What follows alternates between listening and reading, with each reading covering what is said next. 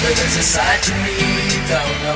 Different to the child with the smiling photos. Made some decisions, some wrong, some right. Now strangers for my number when I'm sleeping at night. Hello, fine folks of YouTube.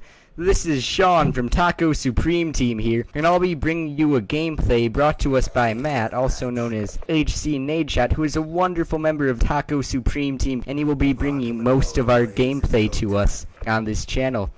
So on this game, he used the M8A1 and the M1216, and he went 28-1. The perks that he used include Hardline, Ghost, Toughness, and Taskmask, along with Overkill. In this commentary, I'd like to speak to you fine folks about the Xbox One versus the PS4. As we know, there's been a lot of heated debates in the community, and a lot of people think that the PS4 has just been dominating the Xbox, but is that really true? Let's find out. First of all, the Xbox One, well, a lot of people have been hating on it for the media, has a lot of it. It can be used as a cable box and as many other things. It works as a TV. You know, you don't even have to go to a different HDMI output or go mess with your TV settings or everything. It just makes it a whole lot easier to navigate around, and you can just basically live your whole life on the Xbox.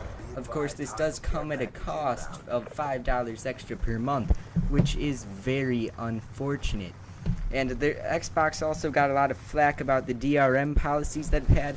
Well, Xbox did a little 180 there, and they did remove the DRM policies, so we now can purchase used games. The game developers do not really have any say on whether or not we have used games. They can, of course, continue using those online passes. EA, those bastards, will continue to use them, we know it. And there are no more checkups. So people posted on nuclear submarines in the military without any internet, or in areas with frequent internet blackouts or whatever, have no fear. They will be able to play the Xbox One without any problems, hopefully.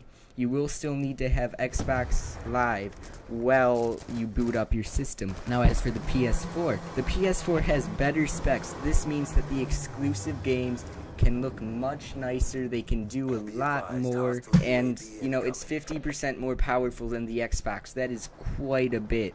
The PS4 also, in my opinion, has better exclusives than the Xbox. If you want to check out the exclusive games that the PS4 and the Xbox One will be having, there will be a link below in the description for that, so you can just go check that out and decide for yourself. And the PS4 is also more friendly to indie gamers. You know, the marketplace is much easier to access. There's a lot of ways they're going to be able to get in there. And finally, the PS4 will have MMOs and free-to-play MMOs such as DC Universe Online. Xbox will have MMOs such as the Elder Scrolls Online, of course, but I'm not too sure if they'll have any free-to-play games like the PS4 will. The cons of the PS4, of course, there are some, is the paid online. They are finally making it mandatory for you to pay online like the Xbox using PlayStation Plus, which is kind of annoying, but you know, Xbox is doing the same thing, and that's really the only thing that I could find wrong about the PS4.